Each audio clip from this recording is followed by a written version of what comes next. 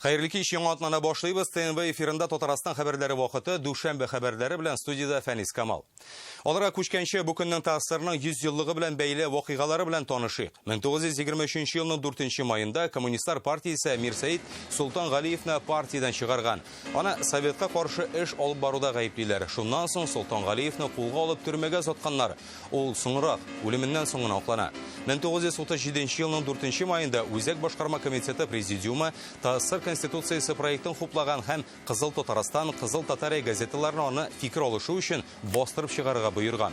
Аның бу нөсхәсе шул ук елда расланган һәм ТАССРның беренче конституциясе булып таныла. 1926 елда ук кабул ителгән конституциянең беренче проекты бөтен Россия Үзәк башкарма комитеты тарафыннан хупланмый. 2005 елның бу көнендә Казан Кремлендәге элекеге Юнкер училищесы бинасында Бөек Ватан сугышы музей мемориалы ачылган. Экспозициядә татарстанлыларның батырлыгы турындагы мәгълүмат экспонатлар урын алган. Җиңүнең 75 еллыгына да бу музей тулысынча яңартылды. Хәзер бүгенге көн вакыйгаларына күчәбез. Авырулар саны буенча антирекорд. Вирус өлкәннәрнең генә түгел, сәламәт яшьләрне дә йыга. Есть самому молодому в отделении, это у нас 28 лет. Кызыл зонада табиблар ничек эшләвен Гөлла Сайфетдинова сорашты. Эй, машина, урын юк үй каршында. Яшел үлән үссен, хотя бы чәчәкләр утыртырга. Иштоп менә монда забур яңаны куйсалар, машиналар кирмиләр бит иннәннән соң. Яңартылган ишегалларында машиналарга урын табылырмы? Бу хакта Рәмзилә Гафиятуллина. Батыр солдатның исеме мәңгелек һәйкәле паркның нәкъ түрендә урнашкан. Прототипом был герой Великой Отечественной войны Гизи Загитов. Җиңү паркында һәйкәл урнаштыру күренешләрен Илдар Сафиуллин да күреп кайтты. Җиләклегенә түгел, йөземле җәй. Никто не верил. Татарстан йөземенең беренче әмма нык адымнары турында. Алия Хәйретдинова. Апрельнең 20-ләрендә урамнарда кешенең ничек күп булуын хәтерлисезме? Бу хакта республика штабыннан алынган яңа мәгълүмат искә төшерде. Чөнки бүген Татарстанда өр яңа антирекорд. Узган тәүлектә 86 кешегә коронавирус диагнозы куелган. Аларның икесе генә авыруны читтән алып кайта. Калганнары монда аралашып йоктыручылар. 21-ен хастаханәгә салалар. Инфекцияләнгәннәрнең күбесе Казанда 42 кеше. Бүгенгә COVID-19 диагнозы расланганнар саны республикада 1117-гә җитте. 145 кеше савыккан. Россиядә узган тәүлектә авыручылар саны 10581 кешегә артты. Татарстан халкының изоляция режимын үтәмәвен белер өчен урамга чыгарга да кирәкми. Интернетта соннар инде билгеле, авыручылар да арта, шәһәр урамнарында йөрүчеләр дә. Көн уртасына Казанда бу күрсәткеч бары тик 2,2 балл иде. Ярчаллы һәм Чистайда да хәл әллә ни яхшы түгел. Әлмәт, Алабуга һәм Лениногорскида индекс берникадәр югарырак, әмма аларда ул 3 баллга да тулмый. Берәүләр урамда йөргәндә Казан табиблары хроник авырулары булмаган яшьләрне дә ИВЛ аппаратларына тоташтыра башлады. Бүген безгә бу хакта республиканың 7-нче шәһәр клиник хастаханәсенең реанимация бүлеге мөдире интервьюда хәбәр итте. Табиблар кызыл зонада эшләүне дәвам итә һәм һәр көнне ковидның авыр формасы булган пациентларны коткара. Менә алар нәрсә сөйли? Казанның 7-нче клиник хастаханәсе реанимация бүлеге 50 кеше сыйдырышлы пациентлар санымында көннән-көн арта. Өчесе ИВЛ аппаратына тоташтырылган. Бу кадрлар шушы бүлектән. Бездә өлкән яшьтәге авырулар күбрәк, уртача яшьләре 45-50, әмма яшьләр дә бар. Вирус йоктырганчы алар сау-сәламәт булган, бернинди хроник авырулары теркәлмәгән. Әйтик, бер яшь егет тә ИВЛ аппаратында ята. Табиблар сменалап эшли, бер бригада иртәнге 8-дән 2-нче көн иртәсенә кадәр. В основном они в красной зоне находятся по 3-4 часа. Кызыл зонда табиб 3-4 сәгать дәвамында була. Саклык костюмнарында узак түзеп булмый, арыла. Чиста зонага чыгып хәл алырга кирәк. Иртән авыруның хәлен күзәткәндә бу госпитальдә реаниматолог, пульмонолог, инфекционист, терапевтлар бергә эшли. Ежедневно, несмотря на праздничные выходные дни. Без көн сайын ял бәйрәм көне булга карамастан безнең видеообходта була. РКБдагы ситуация үзәге белән элемтәгә чыгабыз. Аеруча авыр хәлдәгеләр буенча киңәшләшәбез. Кайбер очракта дәвалау тәртибен билгеләү өчен Мәскәү профессорлары Фәннәр академиясе белән килешергә дә кирәк була. Хастаханә табиблары арасында да вирус йоктыручылар булды. Алар да шунда дәвалана. Табибларга да, авыручыларга да авыр калганнарны сабыр булырган ди табиб. Стараться избегать ускопления людей. Кеше күп җылган урыннарда булмаска, вируска таралу мөмкинлеге бирмәскә кирәк, бераз сабыр итәргә кирәк. Бар да яхшы булыр. Гүлназ Сайфетдинова, Марат Зайдуллин, Яңа Гасыр каналы. Пхукеттан қойтқан Татарстан туристларын Ливадия шифаханасына урнаштырдылар. Кеше олар отырған самолет Уфаға келді. Үшқішта 116 пассажир була. Шуның 16-сы Татарстанлылар. Оларны Қозанға автобус белән алып қойталар. Хәзер барысы да табиблар күзәтүендә. Иртәгә исә Төркия белән Гоадан қойтучыларның 2 атналык карантины да тәмамлана.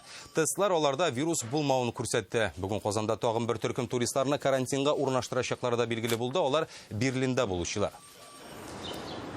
Қозанда язын яңгын чыгу очраклары узган ел белән чагыштырганда күпкә арткан. Бу хакта республиканың гадәттән тыш хәлләр министрлыгы хәбәр итә. Төп сәбәпләрнең берсе ул корган үлән ягу. Исегезгә төшерәбез, 10 апрельдән Татарстанда яңгынга каршы махсус режим кертелде. Таләпләр дә үтәлә микән соң? Моны ачыклау өчен инспекторлар Казанның Киров районына рейдка чыкты.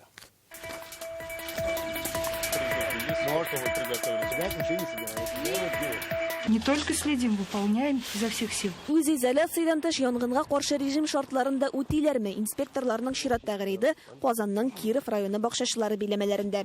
Май бәйрәмнәрендә шашлык кыздыручылар, тирә-якны җыештырып чүп ягучылар саны күпкә арта ди тикшерүчеләр. Вы пытались, но вам повезло еще. Бу бакчачыга бүген чыннан да бәхет елмая. Штрафтан җил сүндергән шырпы саклап кала. Җыйган чүпкә ут кабарга өлгермәгән. Тәртип бозучы белән профилактик әңгәмә. Ерак түгел бакчада өеме белән корган агач ботаклары, мангал янына ук китереп куйганнар. Тәртип бозудан бер адымда калган хуҗага кисәтү. Давайте я вам вручу памятку. О мерах пожарной безопасности. Ишраган һәр бакчачыга кагыйдәләр җыентыгы янгынга каршы режим Казанда 30-нчы, Татарстанда 17-нче майга кадәр гамәлдә булачак. Димәк, бу вакыт аралыгында чүп һәм ширәм яндыру, очак ягу тыелган. Бакча һәм үй тирәсендә генә түгел, парк һәм урманнарда да. Инспекторлар аларында тикшерде. Вы знаете, что город Казань особый пожарный режим? Да, конечно. 10 апрельдән башлап республикада 4000-нән артык шундый рейд үткәрелгән. 900-гә якын янгынны булдырмый калганнар. 160 кеше һәм 11 вазифаи зат административ җаваплылыкка тартылган. Режим кагыйдәләрен бозган очракта гражданнарга 2000-нән 4000-гә, вазифаи затларга 15-тән 30-га, шәхси эшмәкәрләргә 40, юридик затларга 400 мең сумга кадәр штраф каралган. Янгыннарның иң күбе Казанда, башкалада узган ел белән чагыштырганда ут күз чыгу очрагы 100-гә артык теркәлгән. Шуңа инспекторлар игътибарлы булырга чакыра. Райлә Вәлиуллина, Яңа Гасыр каналы. Читтән кайткан йөземнән үзебездә үскәне бер дә кин түгел, әле сыйфаты тәме белән өстенрәктер дә. Бакчасы да Казаннан ерак түгел, Кама Тамагы районы янында урнашкан. Быел майданнарын бермә-бер арттырга уйлыйлар. Төзелеп килгән теплицаларына ачык җиргә тагын 5000 куак утыртачаклар. Татарстан кырларында җәелеп киткән йөзем бакчасында Алия Хайретдинова булып кайтты.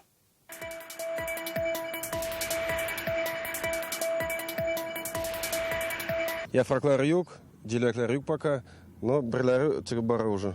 Виноградны Айрат Ялалетдинов 5 ел үстерә. Ул чакта максатына ирешер дип берәү дә ышанмаган. Әтисе генә гел ярдәм итеп йөргән. Миллион ярымлык президент гранты ярап куйды ди ул. Былтыр уңышы рекордлы була. Кайбер тәлгәшләрнең авырлыгы 2 килога җитә. Быелгы сезонга эшне тагын да арттырган. Первый влагозарядка полив булды инде. Вот. Анасынрыхление было и первая обработка бичницы фрактикации по 5 листу. Йөзем сараннарны яратмый ди Айрат. Бер ботакта 1-2 тәлгәш үстерергә кирәк. Арттырсаң, куагы да тиз ара, җиләге дә ваклана икән. 2,5 гектарда 80-нән артык сорт йөзем утыртылган. Күбесе ашар өчен.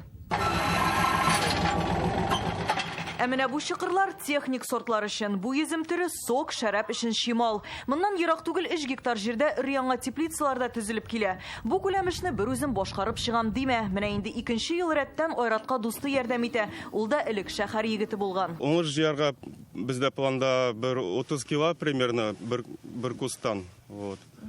Открытый грунтта без инде 20 кило кайдыр чамасы җыядырык. Киләсе елга 7000 куактан уңыш алырга өметләнәләр. Утыртырга җирле үсентеләр җитмәгәч, үзләре утырта башлый.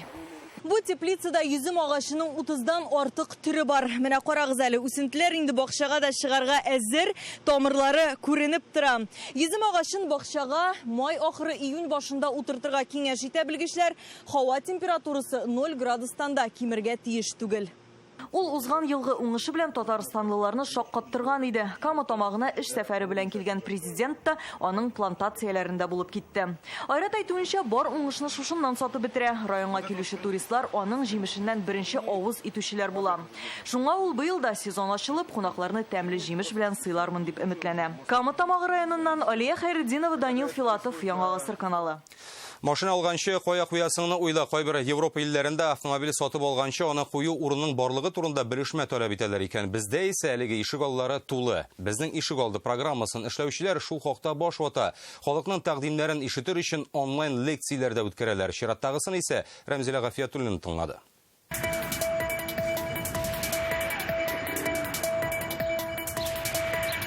Статистика мәгълүматларына караганда, Казанда яшәүче һәр 3нче кешенең машинасы бар. Бу ярты миллион автомобиль дигән сүз. Шуңа да өй янына кайтып туктауга төп сорау машинаны кая куярга. Тагын 4 елдан Казанда 1000 кешегә 400 автомобиль туры киләчәк дип фаразлыйлар һәм бу 10 баллы бөкеләргә китерәчәк. Ишегалларын ни көтә? Уйларга да куркыныч.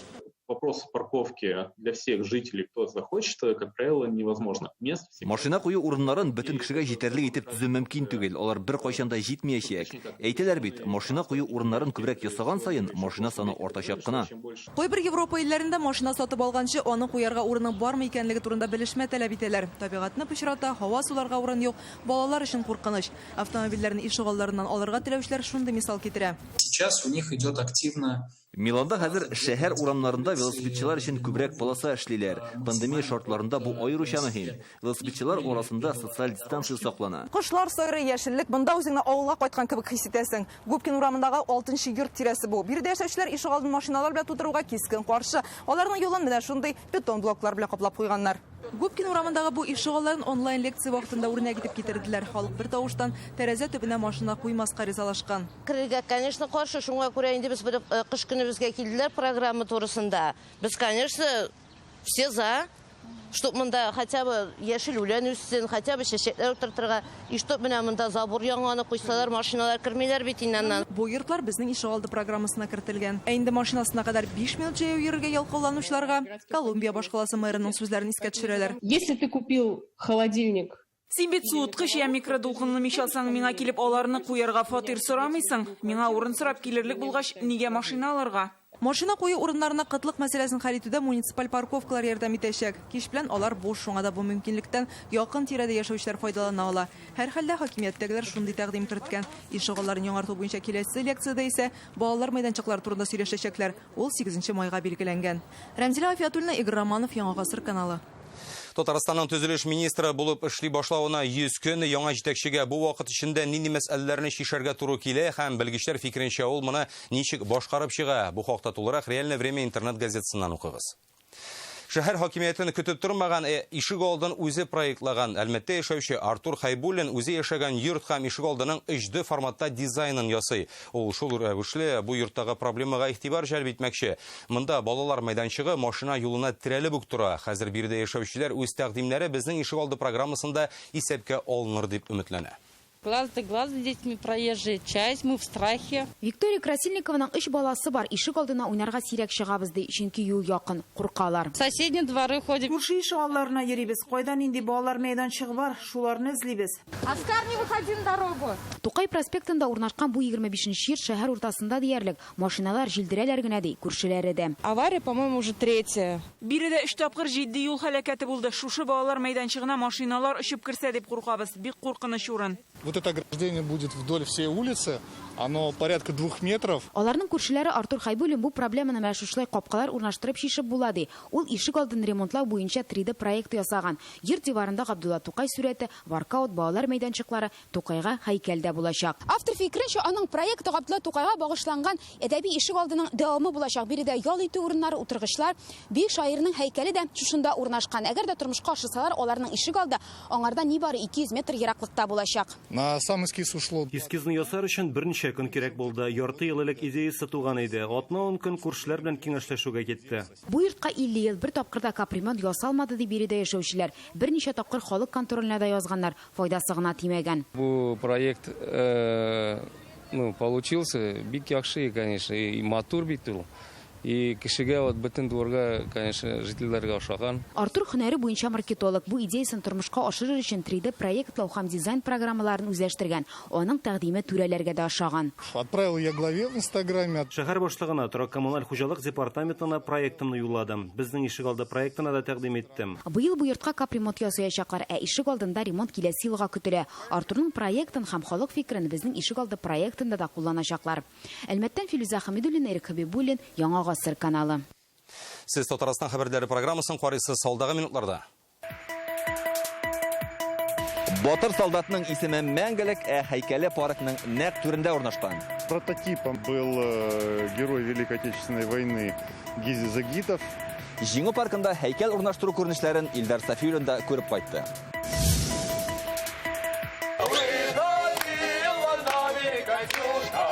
Тәрәзә каршындагы бәйрәм. Кышады, рәхмәт.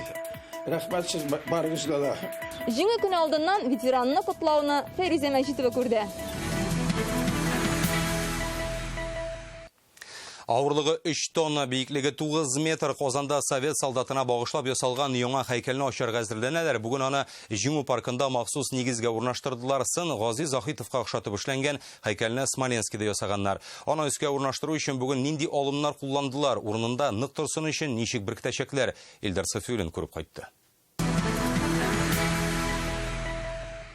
Бүгенге көн чын язгыча жылы матур кояшлы булса да Җиңү паркында ял итеп саф һава сулап йөрүче бер генә кешендә күрмәссең. Бу әлбәттә бүгенге вазгыять белән бәйле. Инде санаулы адымнар үткәч үк Җиңү паркының менә бу ягында кешеләр мәш киләләр. Алар яшелләндерү, матурлату эшләре белән мәшгуль. Һәм иң мөһиме тагын бер истәлекле вакыйга һәйкәл кую эшләре белән мәш киләләр.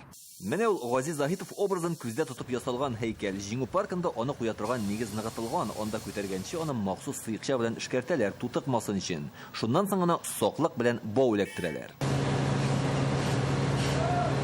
Һәйкәлнең авырлыгы 3 тонна, биеклеге 5 метр ярым, шуңа махсус кран чакыртырга туры килгән.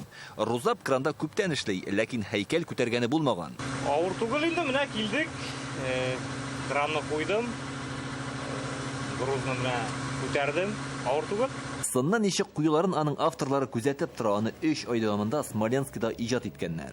Памятник ставится на постамент. Һәйкәл постаментка куела, аннан махсус җайлама ярдәмендә шунда беркетелә. Эшкә яктан эретеп тә ябыштыралар. Аны хәтта танк та урыннан кузгата алмаячак. Чагыштыру өчен гадәти автомат 90 см тирәсе булса, монда ул 170 см һәйкәлне Гази Захитов образында ясау очраклыгына түгел. Ул 1945 елда Кызыл байракны Рейхстагка кадаган батырларның берсе. Скульпторлар аның йөзендә горурлык хисләрен дә чагылдырган. Татарстан халкы бу образны парклар ачылганнан соң килеп күрә алачак. Илдар Сафиуллин, Марат Зайдуллин, Яңа Гасыр каналы.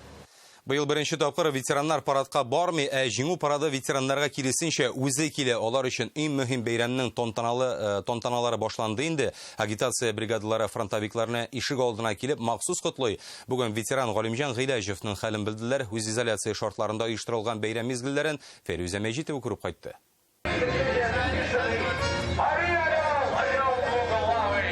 Элекеге машиналарда җиңү байрагы җилферди. Замана яшьләре Бөек Ватан сугышы ветеранын котларга килә. Прибалтика фронтында хезмәт иткән сержант Галимҗан Гыйләҗев өчен тәрәзә каршында концерт куялар.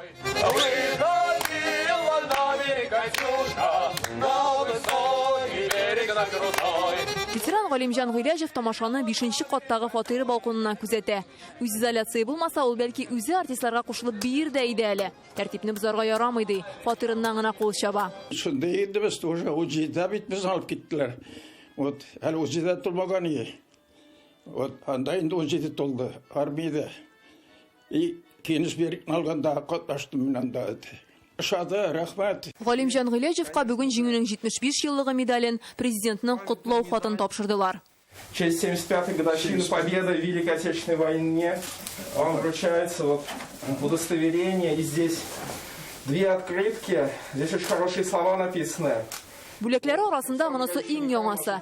Орден медальләре Кубаның. Галимҗан Гыйләҗев Ватан сугышының 2нче дәрәҗәдәге ордены иясе. Сугыштан соң да Совет армиясе сафларында хезмәт иткән. Бүләкләрне эчке бер дулкынлану белән кабул итте. Этот проект родился по их инициативе. Бу проектны без узган елда гамәлгә ашырган идек. Былтыр ул ишек алдында бөтен халык катнашында үтте. Быел үз изоляция булгач, күршеләр тәрәзәдән карап күзәтте. Җиңү көне алдыннан ветераннарны тәбрикләү үзебез өчен дә куанычлы чара. Артист егет-кызлар үз һөнәрләренең осталары. Бу чарага нык әзерләндек диләр. Безнең репетициялар булды. Без җитди әзерләндек һәм монда профессионаллар гына. Мондый бәйрәм һәр ветеран яшәгән ишек алдына килеп җитәчәк. Киров, Мәскәү районнарында гына да аларның саны 116. Агитацион бригадалар фронтовикларның да, аларның күршеләренең дә күңелен күрә. Фәрүзә Мәҗитова, Рәмзил Гарипов, Яңа Гасыр каналы. Үлемсез полк быйыл безнең илдә онлайн режимда узачак. Күп еллык традициягә коронавирус үзгәреш кертте. Онлайн акциядә катнашыр өчен махсус интерактив карта тутырга кирәк. Бөек Ватан сугышында катнашкан туганыңның фотосын 5 майга кадәр социаль челтәргә урнаштыру шарт. Аның турында кыскача мәгълүмат та сорала. Фото рәсемнәренә «Бессмертный полк онлайн» хэштегын куеп, Инстаграмга һәм ВКонтакте, Одноклассники сайтларына урнаштырырга мөмкин. Катнашырга теләге булган кешеләрне ашыгырга чакыралар. Иртәгә 5 май, ягъни соңгы көн. Соберем героев в одном строю. Примите участие в проекте «Бессмертный полк России». Зайдите на сайт polkrf.ru или в любое указанное приложение. Заполните анкету и загрузите фото героя семьи. Присоединяйтесь к онлайн-шествию, не выходя из дома. Бүген безнең республика җиңү хаты акциясенә дә кушылды. Волонтерлар Татарстан халкы ветераннарга дип язган хатларны үзләренә илтеп тапшыра. Рәхмәт, тәбрикләү сүзләрен һәркем юллый ала. Моның өчен кайсы сайтка керергә соң? Язылган хатларны кемнәргә һәм кайда тапшыралар? Әлеге һәм башка сорауларга җавапны Айсылу Нигъмәтҗанова эзләде. Наши ребята написали вам письмо победы, где выразили всю свою благодарность. Спасибо. Әлеге үч пишмаклы хат Борис Ботовка фронт елларын хәтерләтә. Ул Калинин 2-нче Украин фронтларында пулеметчылар взводы командиры булып дошманга каршы көрәшә. Кызыл йолдыз ордены белән бүләкләнгән. Өйдән килгән шундый үч пишмаклы хатларны түземсезлек белән көтә идек дип искә ала. Бүген җиңү хатын аңа волонтерлар китерде. Приятно. Менә бу хатны кулга алдым һәм күңелгә рәхәт булып китте. Кыр почтасы аша якыннар белән аралаша идек. Хатлар, конвертлар, маркалар булмаса да ияләренә барып җитә алды. Сугыш еллары искә төште. Әлеге акция ил күләмендә уза. Җиңү хатын һәркем яза ала. Мәсәлән, Борис Ботовка сәламен мәктәп укучысы Гадел Вәгыйзов җиткерде. Аның рәхмәте шигырьдә. Война. Тяжелые были времена. Бои. Безжалостны были они. Хатларны тапшыру эше белән җиңү волонтерлары шөгыльләнә. Республикада алар 100дән артык хатларны тикшерәләр, хаталарын төзәтәләр, әби-бабайларга укырга да булышалар. Ни один ветеран не останется без внимания. Бер ветеран да игътибарсыз калмаячак. Кемгәдер хатны кулына бирсә, кайберәүләрнең почта әрҗәсенә салып китәчәкбез. Социаль яклау органнары да ярдәмгә килә. Алар да өч пишмаклы хатларны ветераннарга бирәчәк. Люди не знают, кому пишут. Хат авторлары кемгә язганнарын белмим. Алар анда үзләре белән таныштырырга тиеш. Нәрсә белән шөгыльләнәләр, кем булып эшлиләр, яисә укыйлар һәм әлбәттә рәхмәт сүзләре. Под пулей жизни подставляли. Тагын бер рәхмәт хаты бүген Ярчаллыда яшәүче ветеранга барып җитте. Яшьләрен күрсәтмәскә тырышып, Анатолий Русских үзенә язылган сүзләрне укый. Сугыш елы истәлекләрен яңарта. Гомумән монда өч пишмаклы хатларны инде 1200 ветеранга тапшырдылар. Акциягә республиканың 45 районы кушылган. Поговорили о его военных годах. Шәһәр халкы исеменнән аңа рәхмәт әйттек. Хәзер башка ветераннарга да хатларны тапшырачакбыз. Ветераннарга рәхмәт әйтү өчен җиңү волонтерлары сайтына керергә, анда хат тамгасын табарга һәм бланкны тутырырга кирәк. Аннан хатларны экранда күрсәтелгән электрон почта адресына юллау сорала. Айсылу Нигъмәтҗанова, Алмаз Зыятдинов, Рамил Зәкиев, Яңа гасыр каналы. Һәм коронавирус үз изоляция темасына кабат әйләнеп кайтабыз. Өйдән дә яхшы урын юк. Әлмәттә яшәүчеләргә моны һәр даим искә төшереп торалар. Шәһәрнең җылылык челтәрләре бинасында һәр кич саен лазер шоу күрсәтелә. Ул иҗтимагый киңлекләрне үстерү, алтын алмалар турында әкият дип аталган проекты буенча башкарыла. Инсталляциядә берничә телдә өйнең дә яхшы урын юк дип язылган.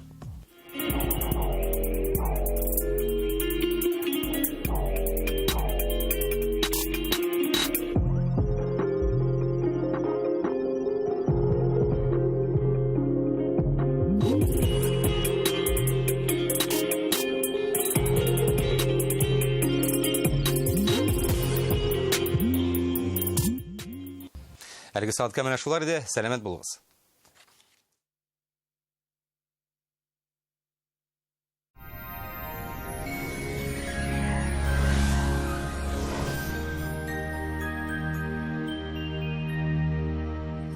Исәнмесез, бу атнада һава торышы белән сезне мин Иркә таныштырам. Сүзне гәнәшнең мәгълүматыннан башлыйбыз. Яңа шкаф купе турында күптән хыялланасызмы? Сыйфатлы, вакытында эшләнелгән һәм 20% ташламалы шкаф купе алырга теләсәгез, Данил мастерга шалтыратыгыз. Телефон 267-166, Казан Восстание урамы 23-нче йорт. Яндекс погода мәгълүматы буенча көньяк көнчыгышта Мөгелмә Баулы Азнакайда аяз көн 23 градус җылы. Төньяк көнчыгышта Түбән Кама Ярчаллы Алабугада температура 25 градус. Төньяктан Актаныш Шәгерҗе Мензелеевскида аязучан болытлы һава, җылылык 26 градус. Төньяк көнбатышта Орша Кукмара Болтачта шулай ук эссе 27 градус. Көньяк көнбатыштан Болгар буа чүпрәледә болытлы 25 градус. Чистая нурлатмамады Ширмешәндә 26 градуска кадәр җылы була. Акбарс домнан фатир сатып алучыларга 5%-ка кадәр кэшбэк. Фатирлы да буласың, отышлы да каласың. Кайда без, шунда сезнең өегез. Тулырак мәгълүмат өчен Казандагы телефон номеры 295-77-77. Шулай ук мәгълүматны akbars-dom.ru сайтында карагыз. Купи квартиру онлайн от Акбарс Дом. Дом там, где мы. Телефон в Казани 295-47. Артрит, артроз, бүсер, операция, туқта. Умыртқа бағанасы һәм буыннар ауыртуы вакытында доктор Остка ашыгыгыз. Иң куркыныч тирәк хәрәкәт аппараты авыруларын биредә операциясыз һәм протезларсыз дәвалыйбыз. 11 ел эчендә 34 меңнән артык операция ясалмый калды. 75%-ка кадәр ышанмаслык зур ташламалар. Доктор Остка хәзер үк шалтыратыгыз. Доктор Ост федераль шелтәрне медицина үзәге сезгә операциясыз һәм авыртусыз умыртка баганасы һәм буыннар белән булган проблеманы хәл итүдә ярдәм итә. 10 ел дәвамында Россиянең 10 шәһәрендә клиника табиблары ярдәмендә 10 меңгә якын операциянең кирәге калмый. Башкалабыз Казанда аяз көн, көндез 25-27 градус җылы, җил көн батыштан талгын. Атмосфера басымы төркемеш баганасының 758 мм тәшкил итә. Һаваның чагыштырмача дымлылыгы 41%. Җирнең магнит кыры тыныч. Һава торыш турында әлегә менә шулай иде, исән-имин булыгыз.